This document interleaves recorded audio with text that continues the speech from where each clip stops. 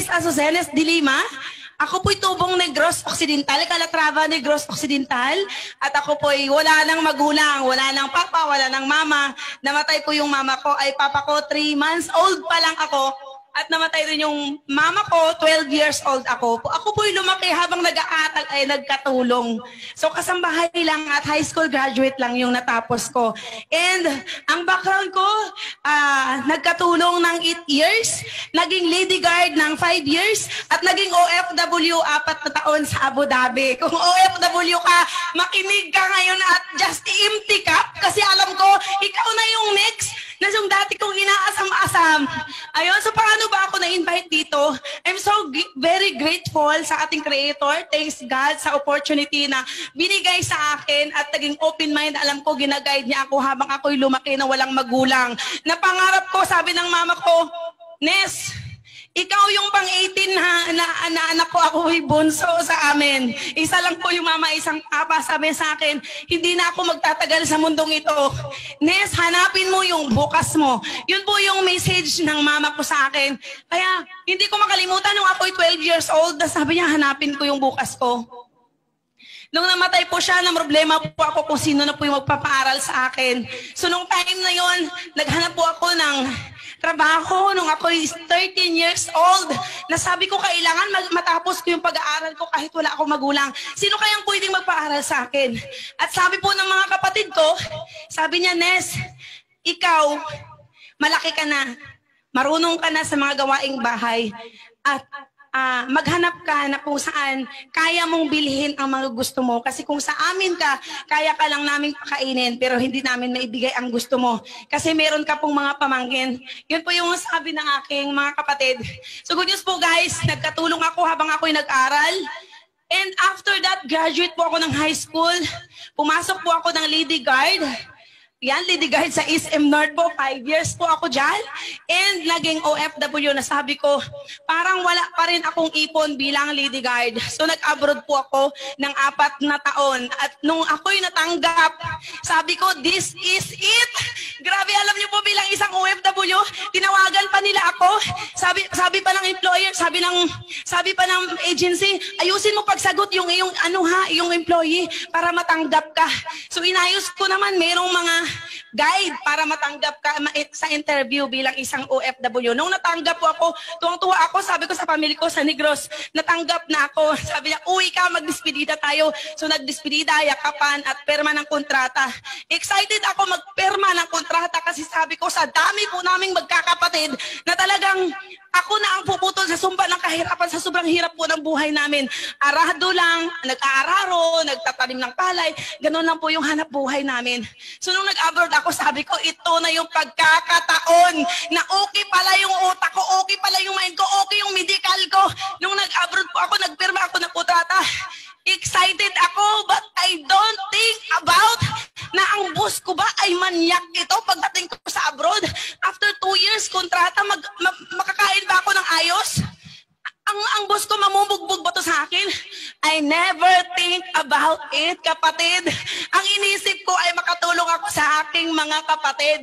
Yun po yun ang akin. Sabi ko, maahon kami sa hirap. Pero good news po yung inaasam-asam kong pangarap bilang isang OFW, hindi ko po nakuha.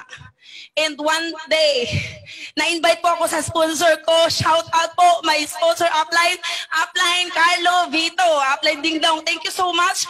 Dahil sa'yo, iba po yung buhay na meron ako ngayon. Dahil po sa'yo. So, yun po, na-invite niya ako sa Facebook, sumubok po ako. Nung sa abroad ako, sumubok ako, sabi ko, ang gandang negosyong ito. 2 tao lang, palakihin ko. Sabi ko, kayang-kaya ko ito. Ang dami kong trabahong pinasukan. 17 years, ang trabaho ko, sobrang hirap. Ito pa kaya, magjo-join lang ako, tapos 2 tao lang. Sabi ko, tapos na ang laban. Tinrabaho ko ng todo. Na-reject man ako ng thousands rejection. I don't care! Nakita ko yung aking future. Sabi ko, ito na yung pagkakataon. Hindi ako tapos sa pag-aaral. Ito na yung pagkakataon na yayaman ako left and right.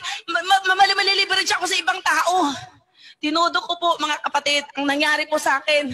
Umuwi ako dito at meron ako 1 month vacation. Free ang aking ang aking visa, balikan. Nilibre po ako ng boss ko. Tapos sabi ng upline ko, "Uy, Nes, ang sponsor ko, nandito ka na pala sa Pinas. Nakita ko yung post mo sa timeline na nasa airport ka." Sabi ko, "Yes, nandito na po ako. Galing na po ako sa probinsya. Bumili na po ako ng lupa. At ngayon, pabalik na po ako sa ibang bansa after 21 days. So sabi niya, birthday ko. Kinidnap niya ako para ma-refresh, makapag-attend ng seminar sa office. To cut the story short, hindi po birthday. Seminar po sa office at si upline Arnel Limpin ang speaker. So simula noon, ginrab ko. Sabi ko, meron pa akong 21 days para hatawin bago ako babalik sa ibang bansa.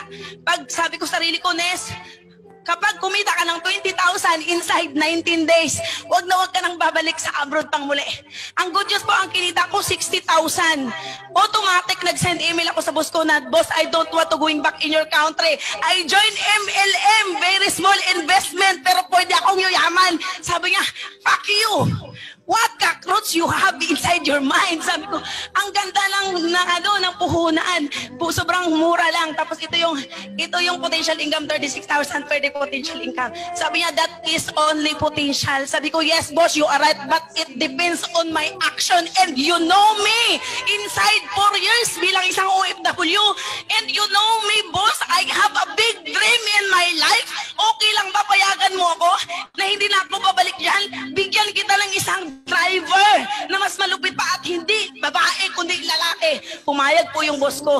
Sabi niya, "Okay, ipasa mo sa akin ang link ng company. Sa sobrang sipag mo yan, sayang kapag ikaw ay na-scam." Binigay ko sa kanya ang resibo ang address ng Dubai. Umatin po yung boss ko at siya po yung nag-join. Umupo ng atin na seminar, siya po yung nag-join. Pero isang account lang po siya kasi siya po yung mayaman. Sabi niya, "I don't want multiple accounts, I want only one account," dahil user lang daw siya ng product. At sabi ko, dahil ikaw ay air conditioner, lahat ng 39 person pa, joinin mo tag 7 accounts. Kasi kaya nga nandyan kami, mga Pilipina, gusto maging successful. So yun, pina-join niya hanggang sa lumaki po yung grupo. Lumaki po yung grupo ko after 9 months. Nailabas ko po yung aking first car na Nissan Almera. After 1 year and 6 months, nakuha ko yung aking first million. And after 3 years, nabilong po ako sa top 500. Until now, quarter by quarter, di po ako nawawala. At sabi ko sa sarili ko, hindi ako uuwi sa probinsya namin hanggat hindi ako maging millionaire circle, top 500 and global ambassador. Kapatid, simula po nag-full-time ako 2014. Last 2020, January lang po ako umuwi. Nag-stay lang po ako ng 4 days sa amin. At nagpa-DSB data, nagkain-kain, tapos sinir ko sa kanila ang success story ko. Alam po ng mga family ko kung magkano na po yung kinikita ko ngayon. Alam nila ang laman ng aking DTC ngayon at alam nila na mag-check ako ng 1M ngayon bago matapos ang 2020. Alam niyo, pinakita ko sa family ko, sabi ko, "This is a strangers people." Naniwala sa akin dahil ayaw niyong maniwala sa akin. Sabi ko sa kanila, kaya sabi ko, thank you mga kapatid sa challenge na meron ako kasi hindi ko makamit kung hindi ninyo ako ni-reject. Sabi ko sa kapatid ko, nakita nila, lahat ng CHE My Family is strangers na nagpapalaki sa grupo. So shout out po, kasama ko silang napuyat, kasama ko silang napagod, kasama ko silang humataw, nagpapalaki ng grupo, kasama ko sila sa tuwing Pasko. Grabe nag-stay, sabi ko, mag-stay lang tayo 3 to 5 years from now. Ikaw bang nakinig ngayon? Dumating ba sa point na parang ayaw mo na? Dumating ba sa point na left and right, back and front? Grabe na yung sorrow dumating sa buhay mo. Grabe na yung challenges na dumating sa buhay mo. But let me tell you this, di ko nakikita nung ako yung humataw. Ang nakita ko, kahit nagutom na, nahirapan, ayaw ng family ko, ang nakita ko pa rin yung 3 to 5 years from now, anong buhay ang meron ako. Kaya ikaw kapatid, OFW ka, dapat very smart ka na gawin mo ito. Meron ka pang 1 year. Kapag meron ka pang 1 year bago matapos ang iyong kontrata, hatawin mo na ito habang nandyan ka para pag uwi mo hindi ka na makabalik. Matapang tayo bilang isang mga OFW. Tama ba? I-grab mo na. Wala nang back to employment. Alam mo naman na hindi tayo naliliberate sa ating sweldo. Sa sweldo mo, hindi ka naduduplicate doon. Tama ba? Kapatid, huwag kang mag-quit. Bakit?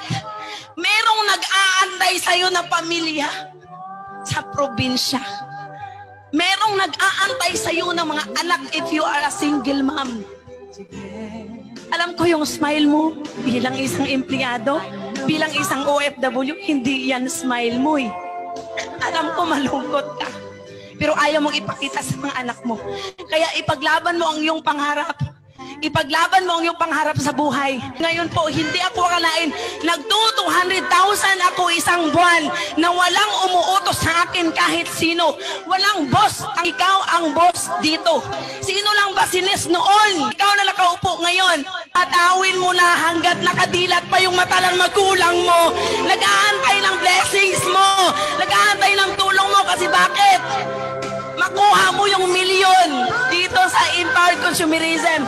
Makuha mo man kapag huli na ang lahat, wala ng kwenta. Kahit iikot-ikot mo pa yung milyon sa katawan ng magulang mo kapag wala ng hininga. Useless po lahat. Kaya don't lose your time. Don't waste your time. Okay ba yun? Okay? So ang masasabi ko lang is, ito yung last na po.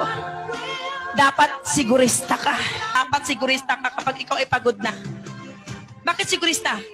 Una, kung nakita mo yung skills mo, nakita mo yung value mo, magkano yung sweldo mo? Is it worth it for me? Is it worth it for me? Kapag nakita mo na, ay, may sweldo naman, ang mga anak ko okay naman, private naman nag-aaral, okay naman yung sweldo ko. Pero, income mo is survival income. Wala kang savings. Pangalawang, skills. Okay lang, private naman yung anak ko, OFW ako, pagkatapos sa pag-aaral nila, ang ganda na lang buhay ko. You don't know na mag-asawa yung anak mo.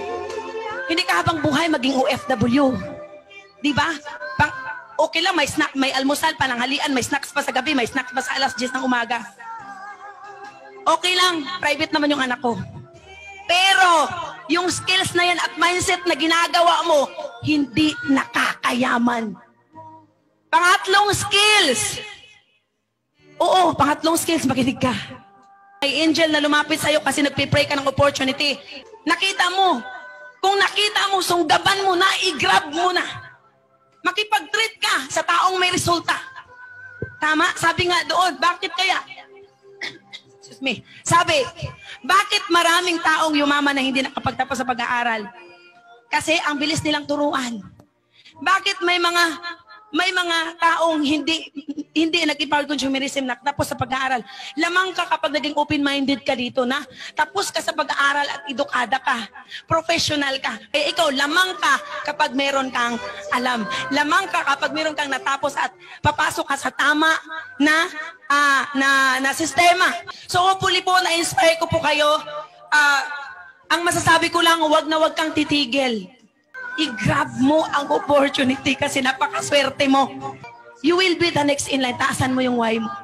Kapag malalim ang why mo dito, hindi ka mag-quit, hindi ka mawawala. Okay, so gawin mo to. Balikan mo yung why mo kasi hindi naman talaga yung why mo yung ngayon ang ginagawa mo. Yung ginagawa mo ngayon, hindi yun ang why mo. So find your why again and again. So thank you so much. Thank you so much. My name is Nes Dilima, ang nagsasabing, kapatid, don't try to be the best. Be the first. Be the first to change and be the first to take the challenge. Be the first one to overcome difficulties because the best person, pagbaguhin mo ang buhay mo, yayaman ka at kasama mo na ang pamilya